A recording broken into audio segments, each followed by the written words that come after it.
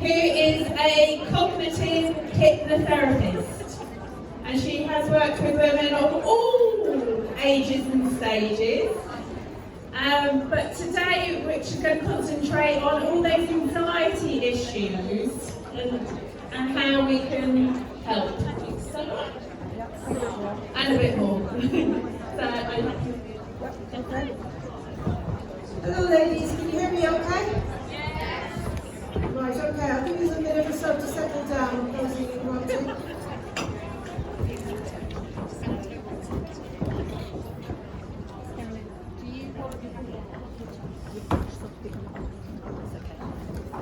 Do you want your water over there? Yeah.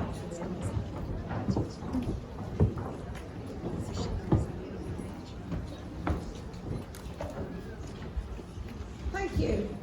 Right. I'll get started. I'll first of all address the elephant in the room. I have a cold. I had a cold about 2.5 weeks ago, and I'm left with a cough, and I don't have the coronavirus. So if you hear me coughing, please don't worry.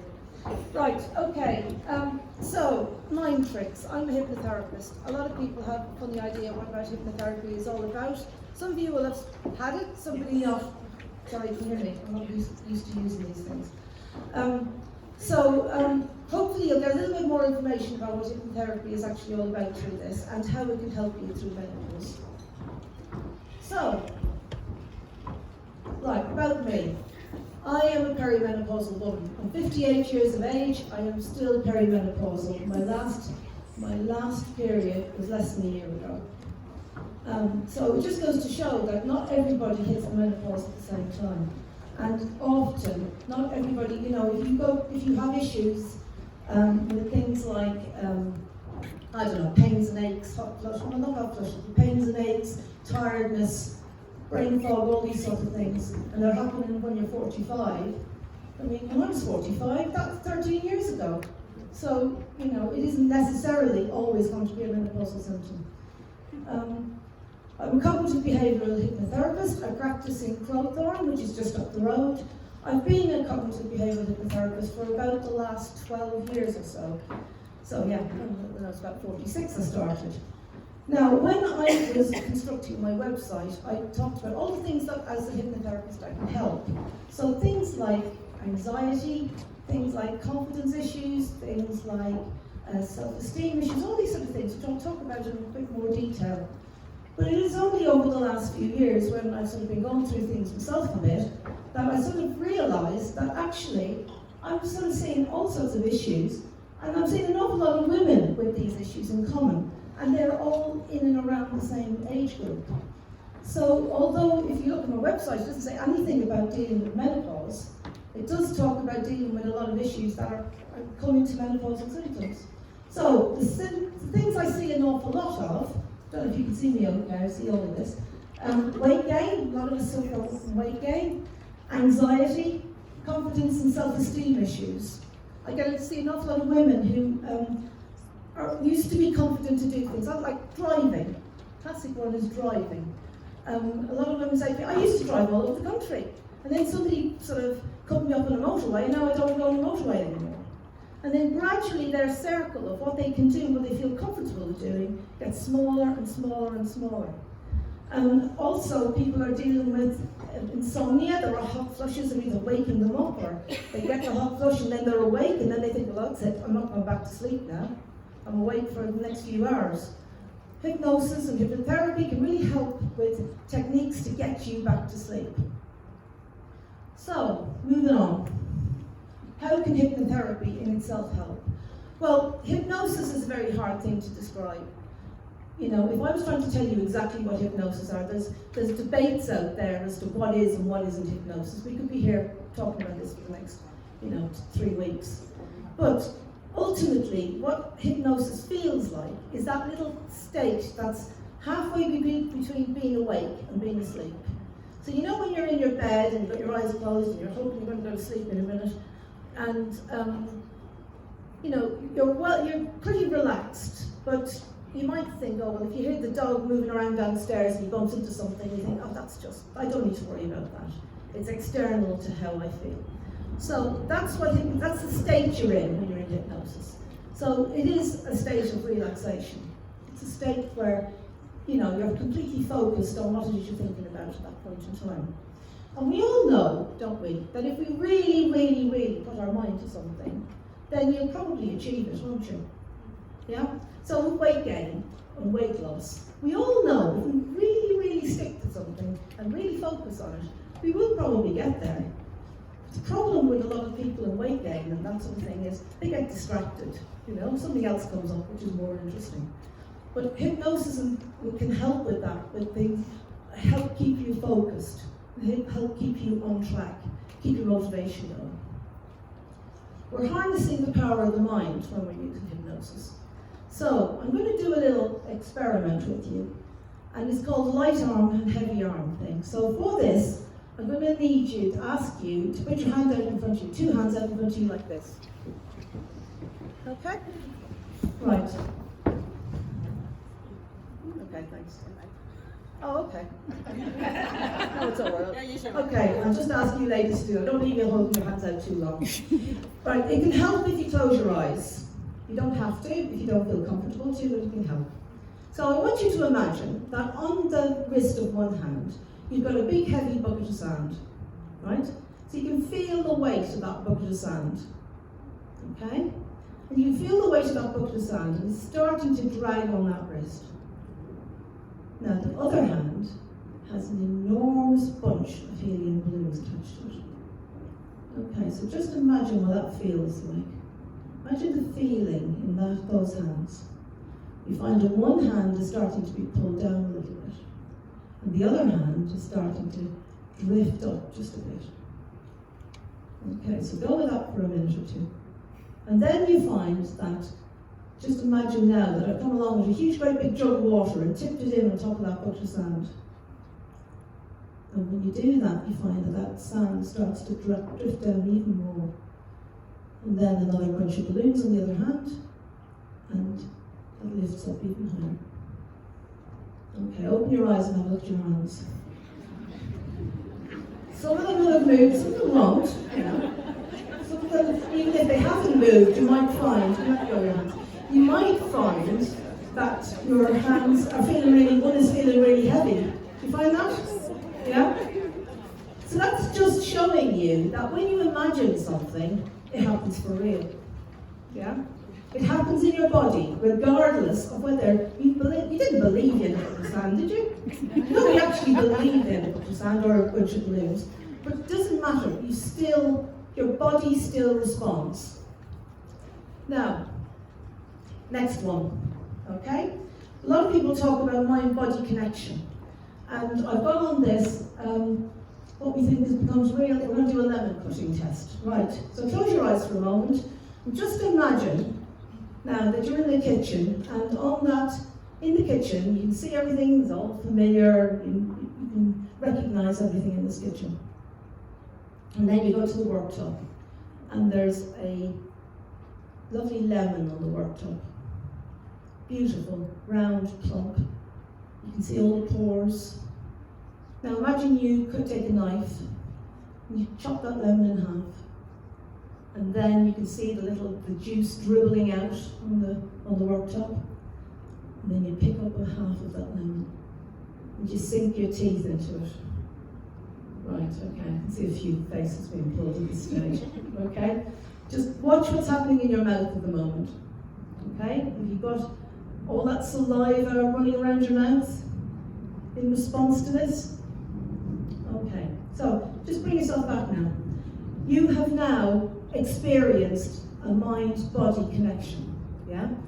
You, through the power of thought, have made something different happen in your body. You actually created that saliva in your body.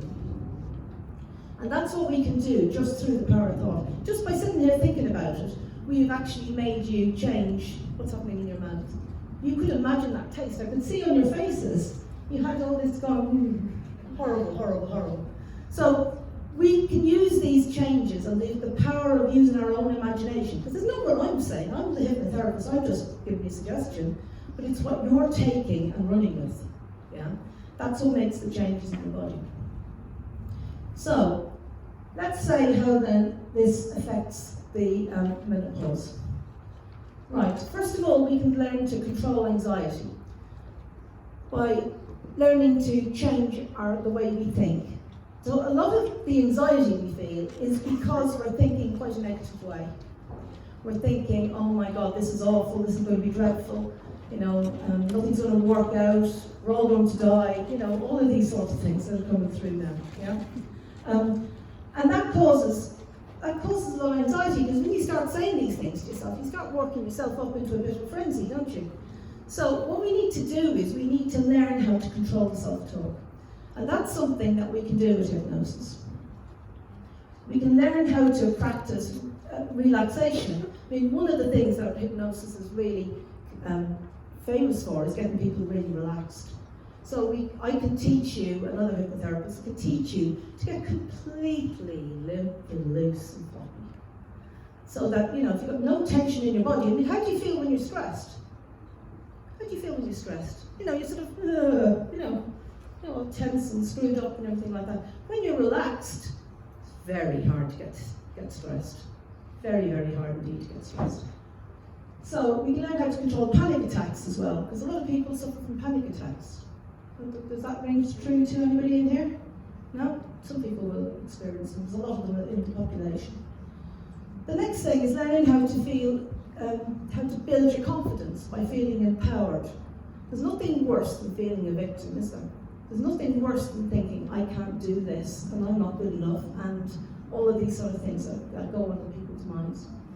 And what I aim to do in sessions is to start to get people to change that narrative, to start to think, okay, well, I mightn't be the best at something, but I can certainly manage it, yeah? And then eventually they might realise that actually they can do more than just manage it, whatever it might be, and they can do something really good. So that's one of the things that I really work with people, is to help them to feel empowered.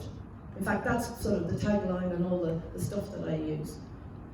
And then just in general, positive thinking. Everybody says, oh yeah, positive thinking. And then they go off and they say, oh yeah, but I can't do that.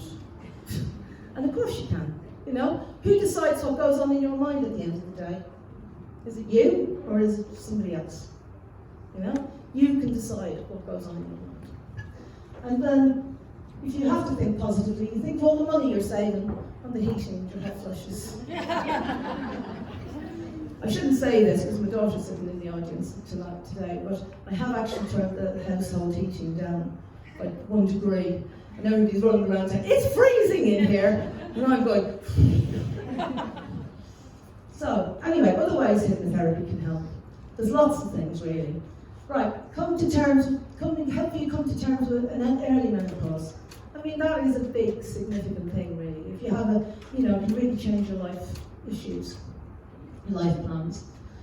Okay, the next thing, you heard the doctor earlier talking about the healthy living and how, lose weight, that's easy, isn't it? How to reduce alcohol, all the fun things in life, how to eat properly. And stopping smoking as well. Apparently, according to the research, it delays menopause for up to 2 years. I don't know, I'm not an expert in this, but this is what they say. So of course, everybody sort of, you think about what is hypnotherapy all about. Most of you say, well, you just use that to stop smoking, don't you? But if you are smoking, it would be a good idea to stop. It can also help with insomnia, yeah? I mean, if you're laying in bed, bear in mind that little test we did earlier with the hands, yeah? If you're laying in bed and you've woken up and you're laying there thinking, I'm not going to get back to sleep. Are you going to go back to sleep? No, you're not, are you? You're going to lay there. Because you've told yourself that's what you're going to do. So of course that is what you're going to do. So by changing the way you're thinking is the first step towards getting back to sleep. Handling and coping with stress. Well, I was very interested to hear what the doctor said earlier about how stress can cause you to retain, she explained that as the reason why people carry weight around their middle. Well, that actually says a lot, really, doesn't it? So by living you can't live a stress-free life, because that's not normal, is it? That's not possible. But by learning how to handle stress, you're putting yourself in a better position.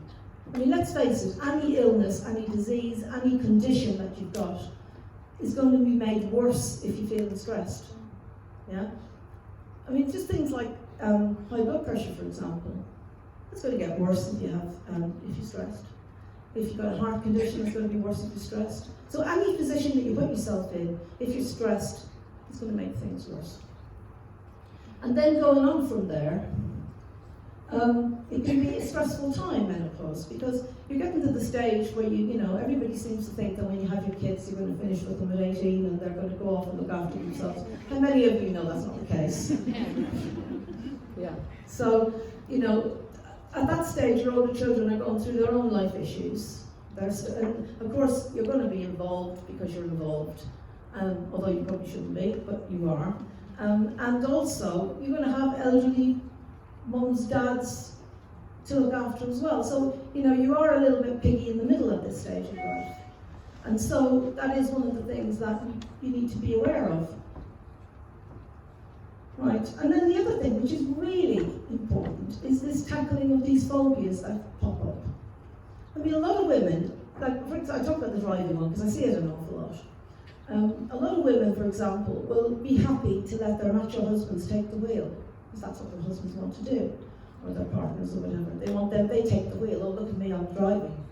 But the women sit on the sidelines, and then when they're on by themselves, they don't want to do it anymore.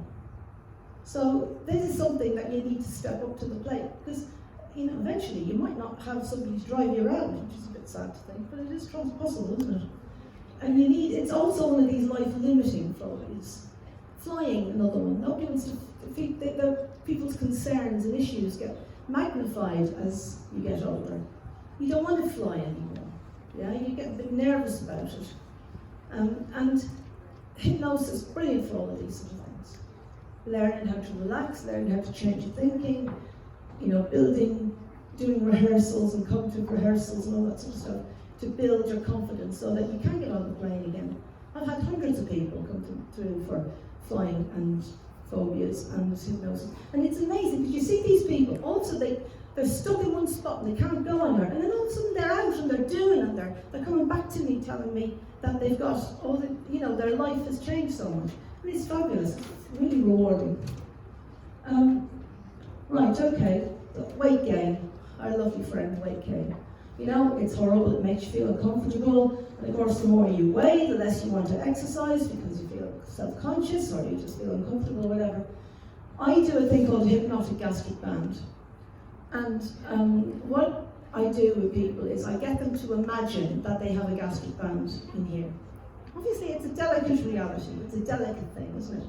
Because, you know, if you go off and eat a massive big meal, you've just proved to yourself, of course, you haven't got a band.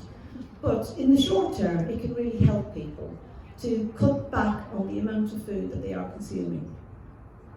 After a couple of weeks, you get used to consuming smaller portions, and then the band, as people often say, the band sort of moved to my head, they'll say, which is a bit strange, but it does. It helps people to recognise that they've got, they can actually reduce the quantities of the amount of food they're taking in. You know, it may not be for everybody, but it's certainly a good, you know, start for a lot of people. It helps a lot of people to lose some weight. And yeah, we're harnessing the power of the mind to help you eat better. I mean, make better choices. I mean, a lot of people have very fixed ideas about food. You know, they'll say to me, I love porridge, but I can only have porridge if it's covered with sugar and milk, full cream milk. Well, who says you can only? It's a bit sad, isn't it? So, changing the way you're thinking. The other thing I just wanted to put in here is to be aware of the myths, because there are an awful lot of myths surrounding menopause. The more you anticipate issues, a bit like the hands, yeah? The more you think about things, you know, am I anxious, am I this, am I that, oh, I'm perimenopausal, that must mean I am this and that and the other. The more you anticipate stuff, the more likely you are to actually experience them, because you're going to create that in your own mind. I think you've seen that that's a possibility today, haven't you? Right. The other thing, not all menopausal women suffer from hot flushes. A lot of them don't. Many women I know have said, I've never had a hot flush in my life. Not all women experience pains and aches. Same thing. And as I said earlier, not all perimenopausal women are in that state between the ages of 45 to 48. So I suppose the main thing I'm trying to get across here is if you've got something going on, some weird symptoms, don't automatically be fobbed off by the thing that they say, oh, it's the menopause, because it isn't always the menopause. I had pains and aches and all sorts of things going on when I was 45, and as I say, that was 13 years ago. I changed my diet at that stage, and it turned out I was gluten intolerant. And I had all sorts of issues connected with that, which I hadn't even recognised. I was tired, and brain fog, all sorts of things going on. But it wasn't until I changed my diet that I got better from that, and then I realised that actually it wasn't the menopause at all. But I put off getting any help, because everybody had said, yeah, it's just part of the menopause. But I was, I was 13 years away from the menopause at that stage. Right, as I say, women appear to be having the menopause later. I suppose they say the average age is 51. So for every person who has a young age, they'll therefore be older afterwards. Right, okay, what else can you do? Remember, menopause is natural. It's something all women go through. And you personally have no reason to believe that it will be anything else other than a breeze. So if you go in with that assumption, then you'll be fine. Not necessarily, but address the symptoms as you come to them. Don't go looking for them. That's a good message I'm trying to get. And then, of course, once you've had it, it's no more periods. So at least it's something positive, isn't it? So, there we go. Right, what else have I got to tell you about? Right, if you need more help, obviously you can come and seek me out and book a session face-to-face, which is fine. I'm also capable of doing sessions via Skype if people don't want to do face-to-face, Skype or WhatsApp or whatever we can use. There's lots of options, technology. I've also put online a couple of courses. The first one here is a very short course. It's learning how to release your negative thoughts. And I've put that online. If you want to find it, you won't find it on my website. It's not on my website. You need to go to the link that's there. And there are some handouts. If you want to take a photo of that, there are some handouts up on the table up there that gives you details of it. It'll come up at the list price of, I think it's $9.99. And if you use the code menopause in the voucher code bit, it'll bring the price down to $5. Right, the next one I've done, sorry, did you want to take that one? The next one, obviously face-to-face, there's another one as well. There's another course that's not on the slides here, but again it's down there. It's a longer course, it's 3 modules, and it's sort of equivalent to what 3 face-to-face sessions would be. The difference between a face-to-face session and an online course is if you come to see me or we talk in person, I can talk about your specific issues and lead you down the way that's specific to you. Whereas if you just go on the online course, you get the theory, and it's up to you then to apply it to your own circumstances. So I think that's probably about all I need to say to you. You can get in touch with me up there.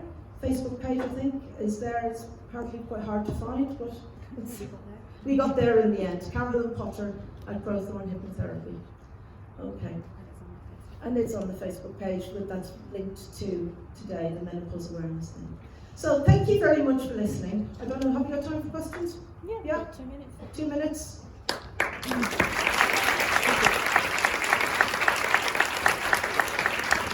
Does anybody have a question for Carolyn? You can go and talk to Carolyn on her stand. Yeah, you can see me at the stand. Right, we've got a couple of minutes change over, and then Sarah Swan, our yoga therapist. Is this the